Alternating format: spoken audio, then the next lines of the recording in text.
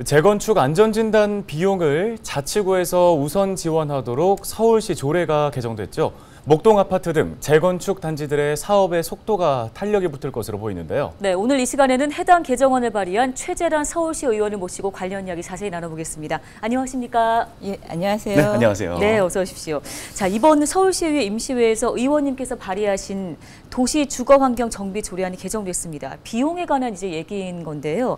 그동안은 이제 안전진단 실시를 요청하는 자가 비용 전부를 부담을 했었는데 개선이 된 이제 사례지 않습니까? 네. 어떤 효과들 좀 기대해 볼 수 있을까요? 우선은 좀 용어 정리가 좀 필요한 것 같습니다. 예. 이게 지원이라는 단어 때문에 오해들 하시는데 이건 지원이라기보다 융자의 개념이다 이렇게 이해를 하시면 좋습니다. 이게 원래 수익자 부담 원칙을 침범하면 안 되기 때문에 선 지원하고 후 환수한다 이렇게 이해를 해주시면 되시고요. 그리고 또 이 과정에서 여러 가지 안전 장치를 좀 마련해 두었습니다. 조례 이곳저곳에. 그래서 이렇게 크게 우려하지 않으셔도 된다 이렇게 말씀을 좀 드리고 싶고요. 이 조례의 가장 큰 목적은 지금 주민 모금 과정을 좀 단순화하고 이걸 좀 생략해서 재건축이 좀 속도감 있게 진행될 수 있게 좀 저희가 도움을 드리고자 한다. 그게 이 조례의 핵심이다. 이렇게 이해하시면 될 것 같습니다. 네, 우리 지역 관련된 얘기도 좀 해보겠습니다. 목동 토지거래 허가구역 기간이 곧 만료되는데요. 지역 내 부동산 거래가 좀 살아나지 않을까 하는 기대의 목소리가 있습니다. 이 부분에 대해서 어떤 의견이십니까? 네, 우선 며칠 전 이기재 구청장님의 인터뷰 내용에 대해서 좀 강한 유감 표명과 함께 일부 내용을 좀 바로 잡고자 합니다. 그때 이 청장님께서 토지거래 허가 제도가 뭐 이제 낯이나 할 만한 아주 잘못된 정책이다 이렇게 말씀을 하셨는데 좀 정확히 기억하셔야 될 내용이 이 목동 같은 경우 토지거래 허가 지역 지정을 2021년 오세훈 시장 보궐선거 직후에 추가로 한 것입니다. 그럼 뭐 오 시장께서 낯이라는 얘기인지 제가 좀 많이 당황스러웠는데요. 그때 당시 오 시장이 그 보도자료를 통해서 투기 수요 차단을 막기 위해 목동 지역을 추가로 지정했다라고 분명히 말씀을 하셨어요.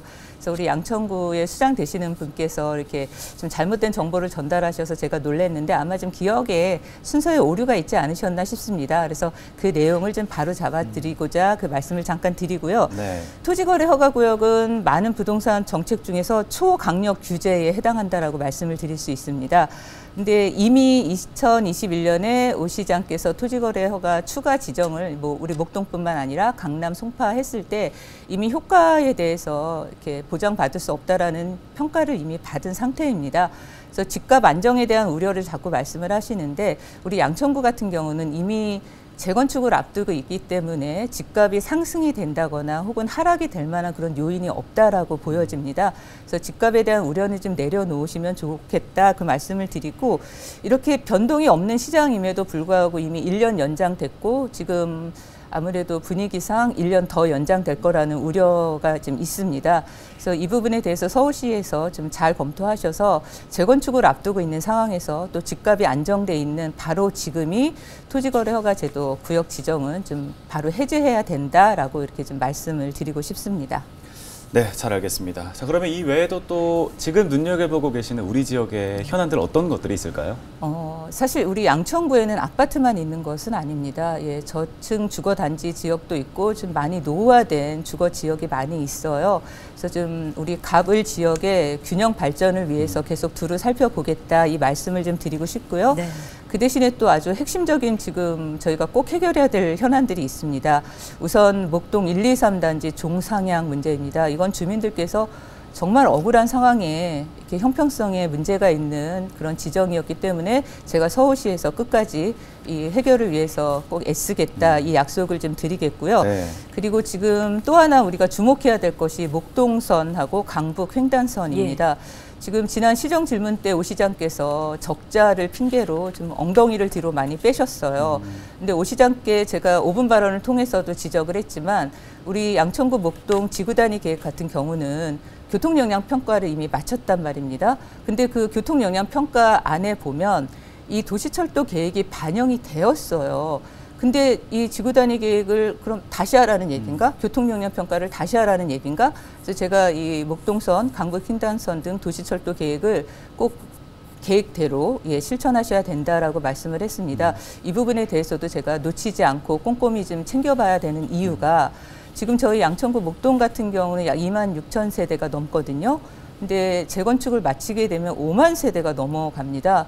그럼 교통에 대한 우려, 고민, 정책 대안 놓치면 안 되거든요. 그런데 도시철도를 자꾸 이렇게 미기적거리고 고민하시면은 이거는 양천구가 큰 교통 혼란에 빠지게 되는 거기 때문에 예, 제가 놓치지 않고 예, 끝까지 좀 보겠다 이 약속을 드리겠습니다. 네. 끝으로 주민분들께 또 오늘 방송을 통해서 전하고 싶은 말씀 있으실까요? 모든 정책은 어떤 그 정책의 목표 그리고 과정, 효과 그리고 부작용까지 종합적으로 평가를 해야 됩니다. 네. 그런데 이 정책이 너무 순간적인 감정이나 아니면 어떤 단순한 목적 때문에 남발이 된다면 추후에 발생되는 사회적 비용은 결국 우리 미래 세대 후손들에게 부담으로 안겨집니다. 그래서 지금 오세훈 시장께서 펼치고 있는 정책을 좀 세심히 들여다보겠다 이 말씀을 드리고 싶고 어르신들이 그런 말씀 많이 하세요. 마음 가는데 돈 간다. 그러니까 지금 오 시장께서 약자와의 동행을 늘 말씀을 하고 계시는데 서울시의 예산을 들여다보면 오 시장이 어디에 마음이 가 있는지 바로 보입니다. 그래서 약자와의 동행 또 우리 서울시 주민들을 위한 주택 정책, 주거 정책에 잘 매진하고 있는지 예산 편성 잘하고 있고 또 잘 쓰고 있는지 이렇게 좀 세심히 들여다보겠다 이 약속을 드리고 싶고요.